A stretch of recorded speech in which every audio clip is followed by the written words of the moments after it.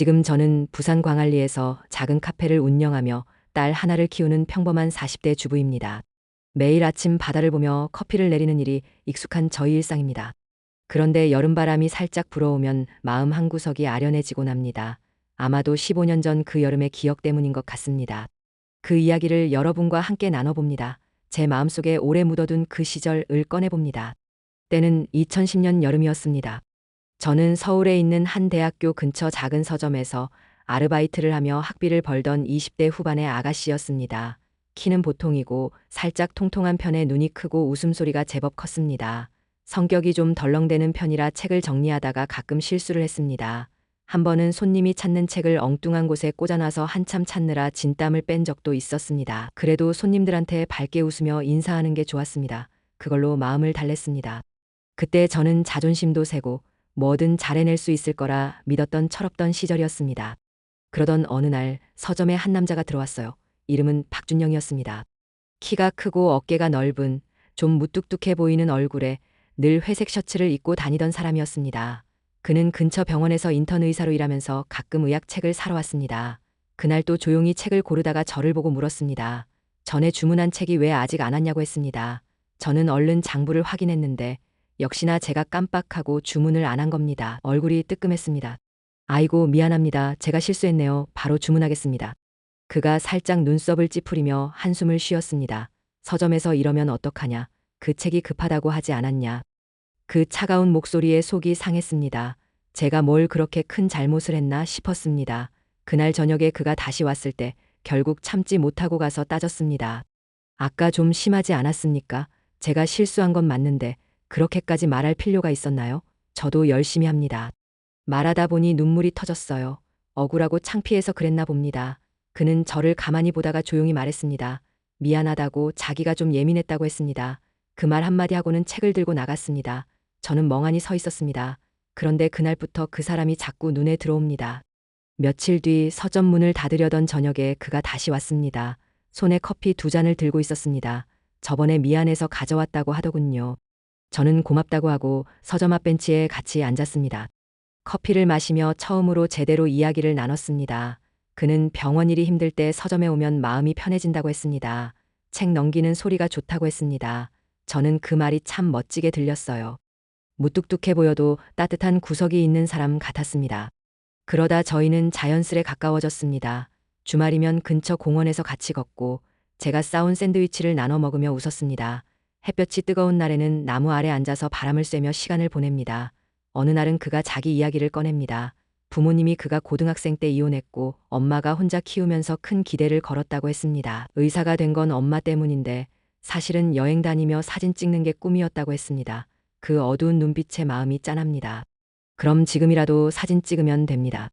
저는 그렇게 말했습니다. 하지만 그는 늦었다며 엄마한테 잘 보이고 싶어서 여기까지 왔다고 했습니다. 준영 씨도 행복해야 합니다. 엄마도 그걸 바라실 겁니다. 그는 저를 보며 살짝 웃더니 저 덕분에 요즘 좀 행복하다고 했습니다. 저는 그때 그를 사랑하고 있다는 걸 알았습니다. 그의 무뚝뚝한 모습 뒤에 숨은 마음이 저를 끌었습니다. 그러면서 저희는 연인이 됐습니다. 여름밤에 광화문 광장에서 손잡고 걷던 날 그가 저를 안으며 사랑한다고 했어요. 저는 가슴이 벅차서 눈물이 날 뻔했지만 그냥 웃으며 저도 그렇다고 했습니다. 그때가 참 행복했습니다. 그의 작은 습관책 넘길 때 손끝으로 살짝 종이를 만지는 모습이나 커피 마실 때 살짝 찡그리는 표정이 다 소중하게 느껴졌습니다. 그런데 그 행복이 오래가지 않습니다. 어느 날 낯선 번호로 전화가 왔습니다. 박준영의 어머니였습니다. 잠깐 만나자고 하셨습니다. 마음이 덜컥 내려앉았지만 동네 찻집으로 갔습니다. 그의 어머니는 단정하고 따뜻한 분위기의 분이셨습니다. 차분히 말씀을 시작하셨습니다. 준영이가 저를 만나는 걸 안다고 하셨습니다. 좋은 아가씨인데 걱정이 된다고 하셨습니다. 준영이가 어릴 때부터 힘들었고 혼자 키우느라 기대를 많이 했다고 했습니다. 그래서 더 안정적인 삶을 살았으면 좋겠다고 다른 사람을 생각해뒀다고 하셨습니다. 저는 순간 얼어붙었습니다. 저희 진짜 사랑합니다. 그렇게 말하고 싶었지만 입이 떨어지지 않았습니다. 그의 어머니는 부드럽게 하지만 단호하게 말씀하셨습니다. 자기 마음도 이해해 달라고 준영이한테는 말하지 말아달라고 하셨습니다. 저는 아무 말 못하고 집에 왔습니다. 그날 밤 눈물이 멈추지 않았습니다. 제가 모자란 걸까? 자존심이 상했는데 그의 행복을 생각하니 마음이 흔들렸습니다. 그의 어머니 말이 자꾸 머릿속을 맴돕니다. 제가 그를 붙잡으면 그가 더 힘들어질지도 모른다는 생각이 들었어요. 결국 그를 피하기로 했습니다. 전화도 안 받고 서점에서 봐도 모른 척 했습니다. 마음이 아파도 그게 나을 거라 믿었죠. 그러던 어느 날 그가 서점 앞에서 저를 기다리고 있었습니다. 은비야, 왜 이러는 거야? 내가 뭐 잘못했어? 그 목소리가 귓가에 맴돕니다. 하지만 진실을 말할 수는 없었습니다. 그의 아픈 눈빛을 보면 무너질 것 같았습니다. 그래서 모질게 말했습니다. 그냥 당신이 지겨워졌어. 더 이상 안 만납니다. 그는 믿기지 않는다는 얼굴로 저를 봤습니다.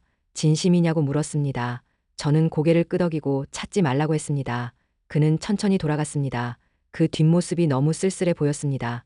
저는 울음을 삼키며 그 자리에 주저앉았습니다. 그때 제 마음도 같이 떠난 것 같았습니다. 그 뒤로 저는 빈 껍데기처럼 살았습니다. 자존심 때문에 그를 밀어냈지만 밤마다 후회가 밀려왔습니다. 잘한 걸까, 잘못한 걸까, 마음이 오락가락했습니다. 잠도 못 자고 뒤척이며 그의 얼굴을 떠올렸습니다. 결국 서점을 그만두고 부산으로 내려왔습니다. 새 삶을 시작하며 그 아픔을 잊으려 했습니다. 시간이 흘러 결혼도 하고 아이도 낳았습니다. 이제는 평범한 나날을 보내고 있습니다. 카페에서 손님들 맞이하고 딸이랑 바닷가 걷는 게 일상이네요.